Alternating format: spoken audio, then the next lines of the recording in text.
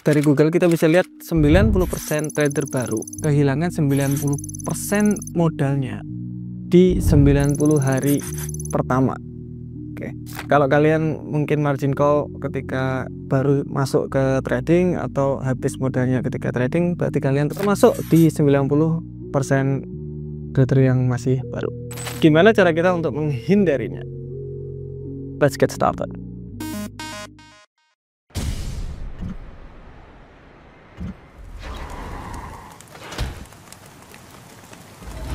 Sebenarnya kegagalan di sini trader baru di sini hanya ada satu, yaitu di resiko. Mereka nggak bisa menjaga namanya resiko.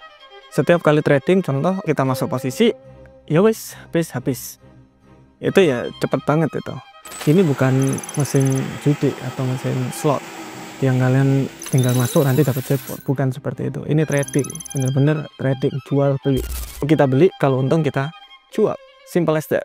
Tapi kapan kita jual, kapan kita beli, dan bagaimana cara ngatur resikonya. Contoh, saya mau beli suatu barang, tapi ketika saya beli, ketika saya ruginya nggak mau besar-besar nih. Saya mau ruginya di 0,5% aja dari modal. Contoh, modal trading saya 10 juta, kalau rugi saya pengen rugi di 100.000 aja lah. 1% aja. Kalau sudah rugi 100.000, ternyata harga tetap turun, ya saya jual aja. Itu namanya manage resiko, dimana banyak orang yang nggak ngelakuin itu. Jadi contoh, sekarang kalian ada modal 10 juta. Modal 10 juta di sini, sekali kalian beli barang atau trading, itu pengennya rugi di 100.000 aja. Kalau lebih dari itu saya nggak mau. Kayak rugi 100.000 saya close, atau pakai stop loss, terserah. Nah, ini diberi kesempatan 100 kali trade. Jadi kalian rugi 100 kali, itu baru habis modalnya. Jadi 90% di sini bakalan susah banget. Jadi kalian bisa menjadi 10%-nya kalau memang bisa stabil seperti itu. Kebanyakan orang itu 10 juta meresikokan di 1 juta, dimana hanya dikasih 10 kali entrian. Jadi 10 kali berturut-turut gagal, gagal sampai 10 kali habis modalnya. Itu bisa terjadi. Jadi kalau saran saya mending pakai yang 100 kali trading. Kalau pengen lebih bagus lagi berarti bisa pakai yang 10.000 atau bisa sampai di 1.000 kali trading. Wes, ini nggak bakalan dapat namanya losing money, itu agak susah kalian. Habis modalnya 10 juta di sini bakalan sangat-sangat susah juga karena resiko kalian sangat-sangat terjaga. Kita masuk ke chapter yang kedua, cycle of trading. Jadi orang trading di sini biasanya dikasih jackpot dulu, maksudnya jackpot di sini seneng dulu, kayak yeay, ini seneng, dia dapat katakanlah 1 kali lipat dari modalnya, seneng banget ya. Kemudian rugi sedikit, bakalan kembali kok, tenang aja, tadi aku udah dapat dari modal 500.000 dari 1 juta. Kemudian turun, waduh, kok habis ya, di sini udah habis margin call. Jadi modal 10 juta tadi habis. Saya harus bisa balikin lagi kegagalan saya. Itu pasti kayak gitu. Kemudian naik, FOMO lagi, terus naik, terus rugi lagi, MC lagi. Dan seperti itu terus menerus. Kalau di total ini downtrend.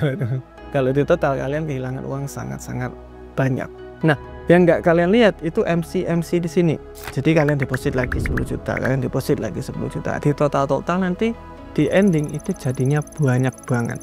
Jadi mending 1 kali modal itu mungkin bisa selamanya, atau kalian bisa taruh lagi modal yang katakanlah 1 bulan ini 10 juta, bulan depan 10 juta, terus menerus, tapi resikonya tetap stabil terus menerus. Jangan sampai ikut berputar-putar aja di sini. Nanti setelah MC ini balik lagi nih, nanti kadang-kadang dikasih jackpot lagi, mantap nih, kemudian habis lagi margin call.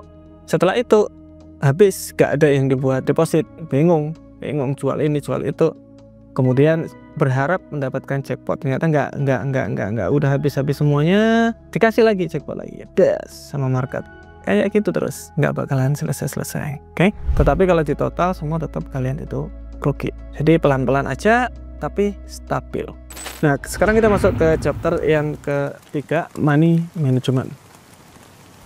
Nah, money management di sini bukan masalah bagaimana kita trading, tetapi bagaimana sebelum kita masuk di trading. Maksudnya sebelum mungkin ini seperti apa? Gaji saya 4 juta Pak. Oke, saya bisa nyimpen setiap bulan itu di 1 juta. Saya punya tabungan di 10 juta. Ini udah saya nabung selama 2 tahunan. Mungkin gitu, saya nggak tahu. Yang penting saya bisa nyimpen di 1 juta. Sekarang saya punya tabungan di 10 juta. Berapa yang harus saya tabungkan? Ada 2 cara. Yang pertama, kalian bisa mulai dengan 200.000 atau 20% dari 1 juta. Atau kalian bisa ambil ini dari tabungan 1 juta saja, atau 10% dari tabungan. Bisa seperti itu. Jangan semua dimasukin. Jangan saya bisa nyimpen 1 juta, 1 juta saya mau taruh di trading. Jangan. Oke, atau saya punya tabungan 10 juta nih, saya masukin di trading semua. Jangan. Kalian harus tetap punya cash yang di tangan. Setidaknya kalau ada apa-apa kalian bisa tenang. Nanti kan bisa diambil Pak. Yes. Trading di sini memang bisa diambil kapan aja, tetapi ketika udah masuk di akun trading kita itu kalian yang susah untuk nariknya. Kalau marketnya bisa aja kalian tarik kapanpun bisa, cuma kitanya yang susah untuk nariknya karena eman nih kayak gitu. Jadi mending punya cash ya untuk jaga-jaga. Jangan sampai contoh gaji 4 juta kalian bisa ini 1 juta habis, terus bulan depan habis, jadi nggak bisa nyimpen. Jadi saya saranin kalau kalian mau trading itu punya penghasilan dulu, nggak usah banyak-banyak. Berarti misalkan kalian nggak sampai 4 juta 2 juta, ya udah tinggal disesuaikan aja. Dari pengalaman saya yang 12 tahun, ketika kita trading itu masih bisa makan, masih punya tabungan, masih bisa nyimpen tiap bulannya, itu tenang sekali. Jadi trading itu jadi tenang. Ketika trading itu tenang, analisa kemudian psikologi itu benar-benar bagus. Kebanyakan orang yang nggak bagus kayak gitu ya gara-gara ini terlalu besar, terus pakai pinjaman dan lain-lain, itu bikin otak jadi nggak bagus banget untuk trading, makanya banyak loss di sana. Kalau emosi kalian nggak stabil, berarti ya memang ini kurang bagus modal di awal. Nah kemudian kalau sudah mulai di trading, itu tadi mulai dengan resiko kecil aja, pelan-pelan. Kapan kayanya Pak? Bukan masalah kayanya, tapi masalah skillnya dulu. Kalian cari skillnya dulu. Kalau skillnya sudah dapat, skill cari uangnya sudah dapat, nanti contoh modal saya tetap kecil-kecil aja Pak. Building portofolio dulu yang besar. Ketika kalian sudah pinter banget untuk trading atau cari uangnya, banyak orang yang bakalan nyari Anda. Bakalan banyak. Kalian bisa ke broker, nawarin ini portofolio saya bisa trading, saya bisa jadi analis Anda. Ada beberapa akun di luar negeri yang bisa copy trading. Karena portofolio kalian bagus, kalian buka jasa copy trading, di sana juga bisa. Macam-macam caranya. Ada juga yang menyediakan sinyal. Ada di MQ5, banyak banget cara untuk cari duit ketika kalian sudah profitable di market. Masuk ke chapter yang keempat, disiplin. Nah kebanyakan orang di sini nggak bisa disiplin sebenarnya. Jadi disiplin di sini, contoh, oke, saya setiap trading itu pakai modal 200.000 per bulan. Saya nggak mau ngambil dari yang lainnya, saya hanya wis 200.000 per bulan. Karena saya bisa nyimpen 1 juta, 200.000 saya taruh, bulan depan juga sama, bulan depan juga sama, bulan depan juga sama.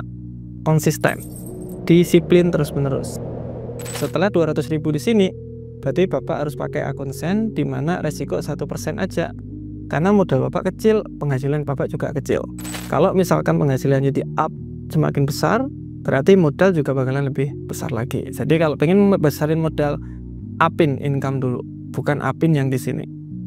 Karena ingat rule tadi yang pertama, kita harus tetap bisa makan, kita masih bisa jalan-jalan, kita juga bisa nabung setiap bulannya, keluarga masih tenang, kita tradingnya bakalan tenang. Disiplin, konsisten, satu metode, satu cara, satu manajemen, hajar terus-menerus. Dan yang terakhir, bonus buat kalian, itu learning from mistake. Jadi kita pasti ada salah, namanya manusia, pasti ada kegagalan. Kita harus belajar dari situ. Jadi contoh, biasanya saya pakai 1%, sekarang tiba-tiba kok saya pakai 5%, kenapa? Dan ini loss langsung, loss. Dari trading 1 minggu habis dalam 1 trade. Kita harus belajar dari situ. Kenapa ya? Oh gara-gara ini, oh gara-gara saya lihat influencer itu, saya unfollow. Saya cari influencer yang benar-benar ngajarin yang benar. Contoh kayak gitu.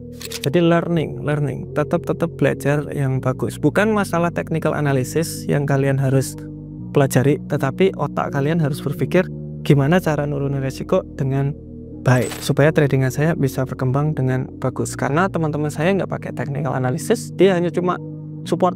Oh ini udah terlalu tinggi, saya sell. oh naik lagi, oh mantap ini saya lagi.